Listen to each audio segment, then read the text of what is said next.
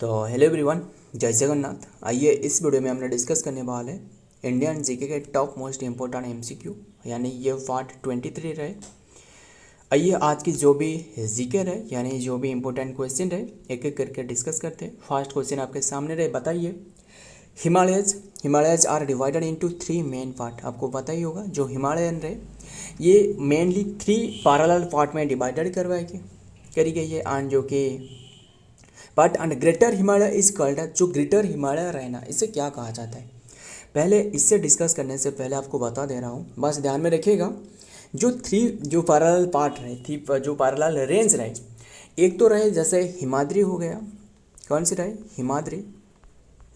एक तो रहे हिमाद्री, दूसरे रहे जो कि हिमाचल रहे, जो क्या रहे, हिमाचल। हमने इसके बारे में डिस्कस की है, वो है हिमाचल। और जो तीसरे रहे वो है शिवालिक। क्लियर? शिवालिक रहे। एंड जो शिवालिक रहे ना, ये है आउटर हिमालय। आउटर हिमालय यानी जो रेंज पूछे तो वो 900 टू 1200, जो 1200 जो किलोमीटर रहे, 1200 मीटर, सॉरी 1200 मीटर रहे, वहाँ फैला हुआ है। एंड जो कि हिमाचल पूछे तो हिमाचल जो रहे वो है lesser Himalaya. Clear? Lesser Himalaya, ये है लेसर हिमालय। इसके रेंज पूछे तो जो बिटवीन 3700 मीटर से लेकर जो कि 4500 मीटर तक है, फैला हुआ है। क्लियर? एंड ये जो हिमाद्री है ये है ग्रेटर हिमालय। ग्रेटर हिमालय या फिर जो हाईएस्ट जो पार्ट रहे ग्रेटर हिमालय, ये जो फैला हुआ है ये 6000 मीटर्स है। क्लियर? हाँ, ये क्वेश्चन का सही आंसर क्या है? ये है हिमाद्री, यानी option C is the right answer, Himadri. Clear? And सारे के सारे भी ध्यान में रखना। देखते हैं डिटेल में क्या रहा है। द हिमालय आर द, जो कि broadly divided into the 3 parallel range में ये डिवाइडेड करवा क्या है। The greater Himalaya which is the northern most and then highest range is also known as the Himadri, से हिमाद्री कहा जाता है। नेक्स्ट नंबर 2, बताइए which is the diamond mine in Madhya Pradesh. जो मध्य प्रदेश में डायमंड माइन, इसका नाम क्या है? ये है Panna. Option C is the right answer, Panna. Clear? And अगर आपको जो जवाहर रहे, जवाहर ये सिल्वर माइन राजस्थान में रहे। सिल्वर माइन कौन सी प्लेस में रहे? राजस्थान में। क्लियर? नेक्स्ट देखते हैं, बताइए डिटेल देखते हैं।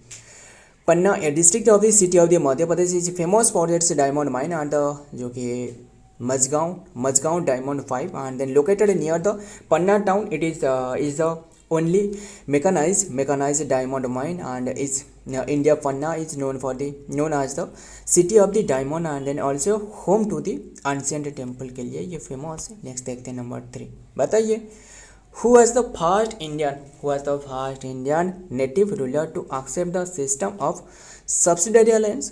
पता ही होगा आपको, जो ब्रिटिश शासन लाई थी जो सब्सिडरी अलायंस रहे।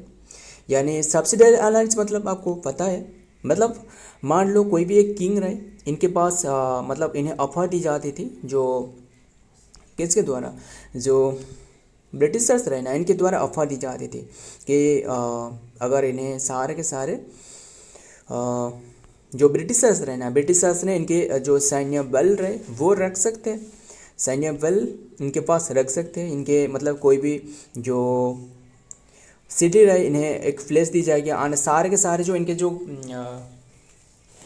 कॉस्ट, यानी जो सैन्य कॉस्ट है वो भी राजा जो रहे, यानी जो किंग रहे, इनके ओर से दी जाएगी। ध्यान में रखना, बस इन्हें एक तरह की मान लो कि इन्हें कंट्रोल करने के लिए जो सब्सिडरी अलायंस लाया गया था, मतलब राजा जितना भी राजा रहे, जितना भी किंग रहे, इन्होंने सोचने लगे क्यों ना हमने अगर इनके साथ हाथ मिला ले, किसके साथ, जो ब्रिटिशर्स के साथ, इन्होंने हमारे जो कि मदद कर सकते हैं, कोई भी युद्ध हो गया, कोई भी जो भी वगैरह हो गया। फिर उन्होंने क्या की, असल में पहले ही इनके पर अटैक करी, यानी जो ब्रिटिशर्स रहे, यानी जो इन्होंने सब्सिडरी अलायंस के तरह इन्होंने सैन्य रखने लगे। और जो राजा रहे, इनके जो खुद की सैन्य था वो पूरी तरह मिट गया, और इन्होंने पूरी तरह डिपेंडेंट होने लगे किसके ऊपर में, ब्रिटिशर्स के ऊपर में। और इसका फ़ायदा जो कि ब्रिटिशर्स ने पूरी तरह उठाने लगे, बात यही है। क्लियर। एंड जो कौन से नेटिव रूलर थे वो जो कि फर्स्ट टाइम सब्सिडरी अलायंस में ये साइन करी थी वो था निज़ाम ऑफ हैदराबाद के निज़ाम। एंड ईयर पूछे तो वो 98 के समय में, कौन सी 98, 1798 के समय में, ध्यान में रखिएगा ये निज़ाम था जो कि फर्स्ट टाइम जो कि सब्सिडरी अलायंस में इन्होंने साइन करी थी। एंड और क्या बात करें, बस देखते हैं निज़ाम ऑफ हैदराबाद एंड देखते हैं डिटेल में क्या आ रहा है। द निज़ाम ऑफ हैदराबाद देख सकते हो ना, जो सितंबर 1 1798 में इन्होंने साइन करी थी। निज़ाम ऑफ हैदराबाद, निज़ाम ऑफ अली खान, इसका नाम है Nizam Ali Khan and Asaf Jah second was the first Indian native ruler to accept the system of the subsidiary alliance. He sign the aggregation जो कि एग्रीमेंट हुई तो ईस्ट इंडिया कंपनी के साथ ऑन द सितंबर 1 1798 में, making his the state and then first British जो कि protester प्रोकैट्योरेट, ध्यान में प्रोकैट्योरेट ये माने थे, ध्यान में रखना। नेक्स्ट देखते हैं number 4, Vijaya bank and then Dena bank, ध्यान में रखना। विजय बैंक एंड देन जो देना बैंक रहे इन्होंने मर्ज हुए।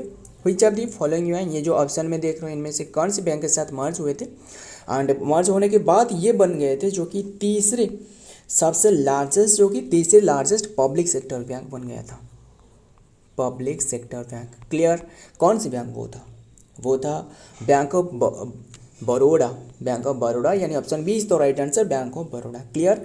एंड ये जो मर्ज हुए थे ना कौन सी ईयर में, इन 1 अप्रैल 1900 नहीं है 2019 में, यानी 2019 में। क्लियर।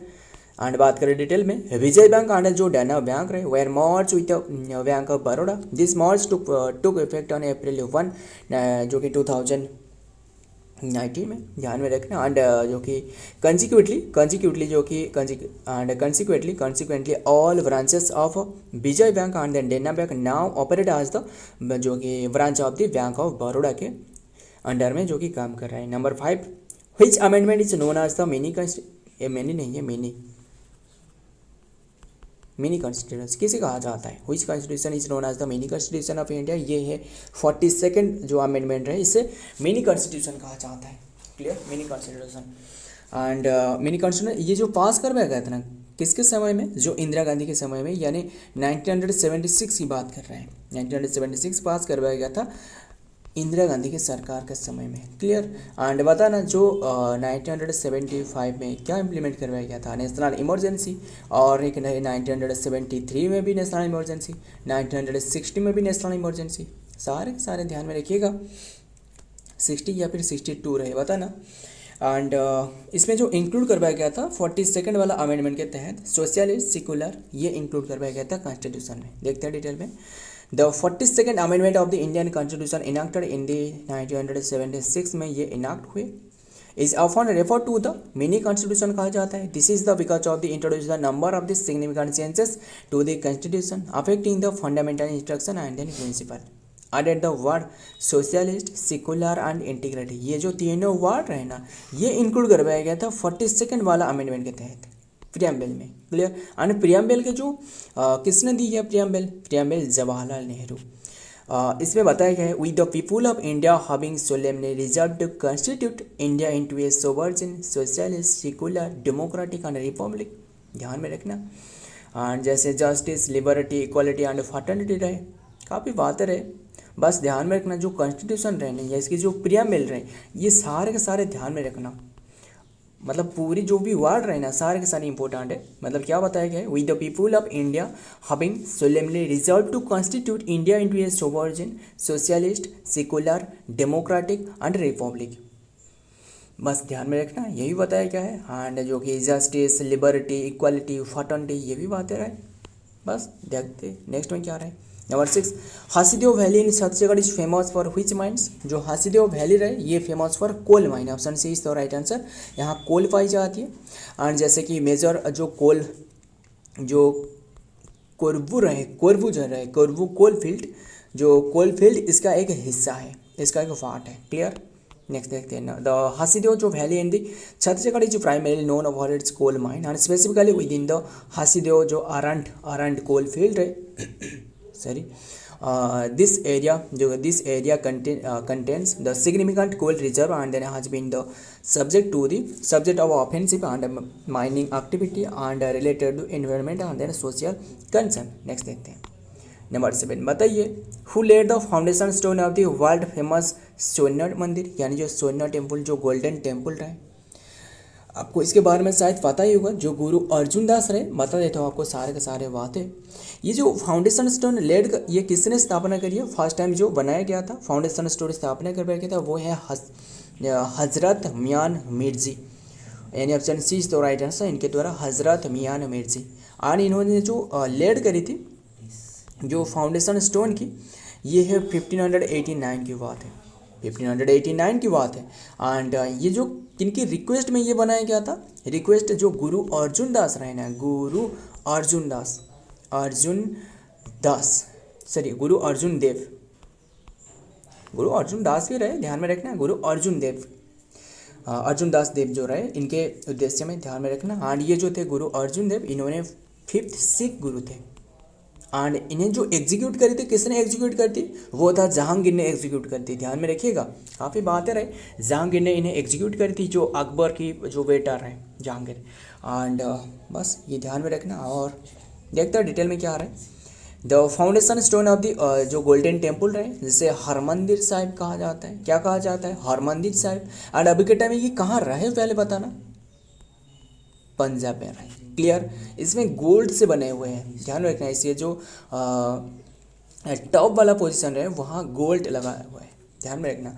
साइफ वज जो कि was led by the Mian Mir and then sufficient are the request of the Guru Arjun देव के रिक्वेस्ट में। एंड देव द 5th जो सिख गुरु रहे। And according to the Sikh traditional and sources Wikipedia, and this act was the upon the cited as the symbol of the religious जो कि pluralism and then inclusivity and then within the Sikh tradition, while the some Sikh sources जो कि indicated Guru Arjun Dev led the foundation stone himself, मतलब खुद ही इन्होंने foundation stone lead करी थी, बस इसका मानना है।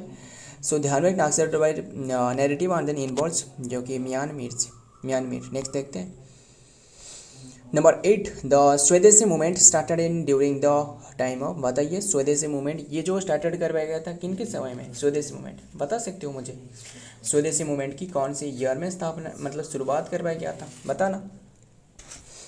ध्यान में रखना, जो स्वदेशी मूवमेंट है ये शुरुआत करवाया गया था, जो टाइम रहे एंटी बेंगल मूवमेंट, पता ही होगा ना इसके बारे में, जो एंटी बेंगल पार्टीशन रहे, option D is the right answer. Anti Bengal partition year पूछे तो वो 1905 था। एंड ये मुझे बता सकते हो जो 1905 में जो आईएनसी रही, यानी जो इंडियन नेशनल कांग्रेस, ये किसने ये मतलब प्रेसिडेंटशिप जो किसके पास था, ये था जो जी के गोखले। कौन था जी के गोखले, जो महात्मा गांधी रहे ना, इनकी पॉलिटिकल गुरु रहे, ध्यान में रखिएगा, पॉलिटिकल टीचर रहे इनकी महात्मा गांधी की। एंड और भी एक बता देता हूँ, जो जी के गोखले रहे ना, इन्होंने महात्मा गांधी की भी गुरु रहे। एंड और एक रहे जो मोहम्मद अली जिन्ना रहे ना, इनकी भी पॉलिटिकल गुरु है, ध्यान में रखिएगा। एंड एंड और बात करें, ये जो कौन सी सेशन था जीके गोखले की, वो बनारस सेशन। एंड क्या हमने डिस्कस कर ले सारे के सारे जो आईएनसी के बारे में, हालांकि हमने पहले से डिस्कस कर रखी है। एंड जो एंटी बेंगल जो पार्टीशन रहे, इसका मेन उद्देश्य यही है कि एम टू बाइकट मालदीव नहीं, बाइकट ब्रिटिश गुड मालदीव। आपको तो पता ही होगा, जो कटरीना कैफ इन्हें जो कि ब्रांड एम्बेसडर अभी के टाइम में बनाए हैं, जो मालदीव की जो टूरिज्म सेक्टर रहे, आपको पता ही होगा आज से 1 या फिर 1.5 साल से पहले, मतलब जो बाइकट मालदीव ये एक ट्रेंड कर रहे थे, पता ही होगा इसके बारे में, हमने करंट अफेयर पढ़ी है सारे के सारे। एंड पहले इससे क्लियर कर लेता हूँ, सारे के सारे बता देता हूँ, पहले डिटेल देखते हैं। The Swadeshi movement in the India started during the anti Bengal partition and then aggregation, जो कि agitation and then specifically following the announcement in the partition of the Bengal, Lord Curzon के द्वारा ये पार्टीशन अनाउंस करवाया गया था 1905 में। This movement aim to the encourage the Indian self reliance and then the use of the indigenous product are from the protest against the British rule. Clear सारे के सारे। एंड बात करें हमने आईएनसी के बारे में, बता सकते हो आईएनसी की स्थापना किसने करी थी, ए.यू. ह्यूम। किसने, अलान ऑक्टावियन ह्यूम ने। एंड जो ये बात करें 1885 में, क्लियर। एंड ये जो फर्स्ट टाइम जो प्रेजेंट करी थी यानी प्रेसिडेंसी, वो था डब्ल्यू सी बनर्जी। एंड ये बॉम्बे सेशन था, बॉम्बे सेशन। एंड ये फर्स्ट सेशन था। इसमें जो बॉम्बे में जो 72 डेलीगेट के साथ जो तेजपाल संस्कृत कॉलेज में वो प्रेजेंट करवाया गया था। क्लियर। एंड और बात करें 1886 में जो प्रेजेंट करी थी वो था दादा भाई नारोजी। दादा भाई नारोजी, ये था कलकत्ता सेशन। एंड इसके बाद 1887 में पूछे तो वो था बद्रुद्दीन तायब जी, फर्स्ट मुस्लिम। बद्रुद्दीन तायब जी फर्स्ट मुस्लिम, ये मद्रास सेशन होल्ड कर रहे थे। एंड इसके बाद 1888 पूछे तो वो था जॉर्ज यूल।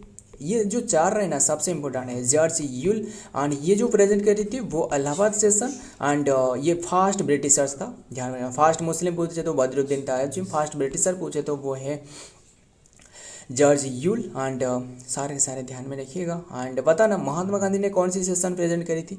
महात्मा गांधी ने जो 1924 वाला सेशन रहे वो महात्मा गांधी ने सेशन प्रेजेंट करी थी, वो था Belgaum session. Belgaum session. Clear. And जो बताना फास्ट जो ओमियन पूछे तो देखिए, फास्ट ओमियन पूछे तो 1917 में प्रेजेंट करी थी कलकत्ता सेशन। कलकत्ता सेशन वो था अन्नी बेसंत।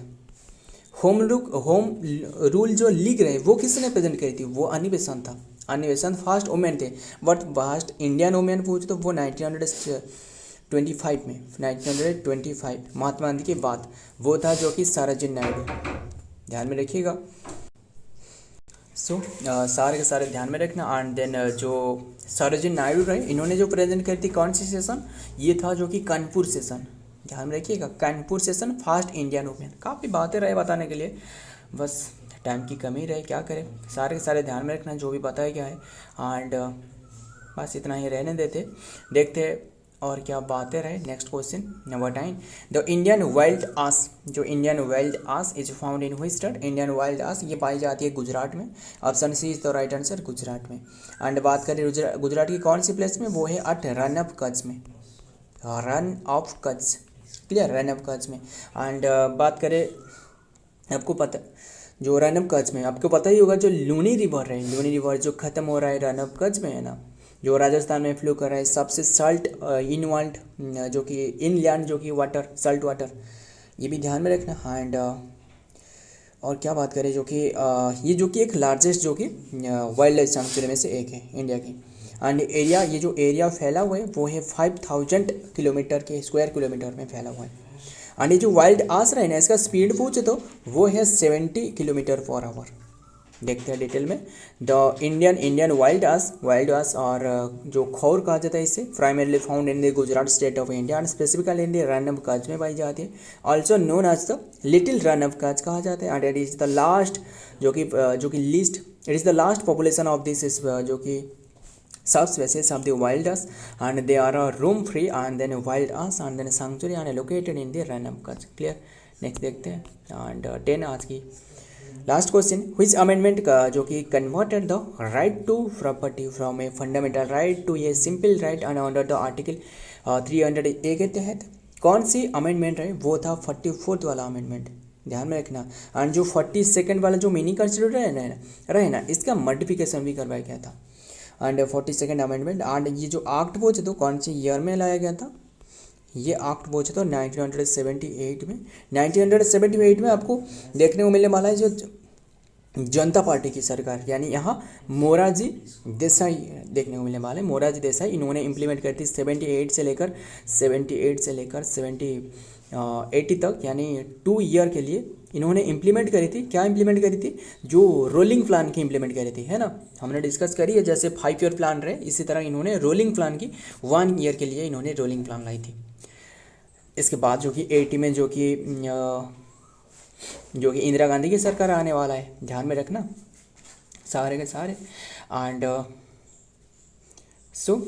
देखते हैं डिटेल में क्या आ रहा है। एंड देन सेशन एंड करते हैं। The 44th amendment of the constitution in 1978 जो कि converted the right to property from a fundamental right to the legal right under the article 300A के तहत। दिस अमेंडमेंट जो कि remove the right to property from the part टिफोलाई से, जो कि फंडामेंटल राइट जो था वो हटाया गया है of the constitution and then placed in the under the what XII and then all आज द लीगल राइट में ये इंक्लूड करवाया गया है। सो फ्रेंड, आज की ये कंटेंट है। अगर वीडियो पसंद है तो वीडियो को लाइक करना, आपके दोस्त यार प्यार जो भी रहे इनके साथ शेयर करना। मिलता हूँ और एक वीडियो में और एक इंपॉर्टेंट एमसी के साथ। तब तक के लिए जय हिंद, जय जगन्नाथ।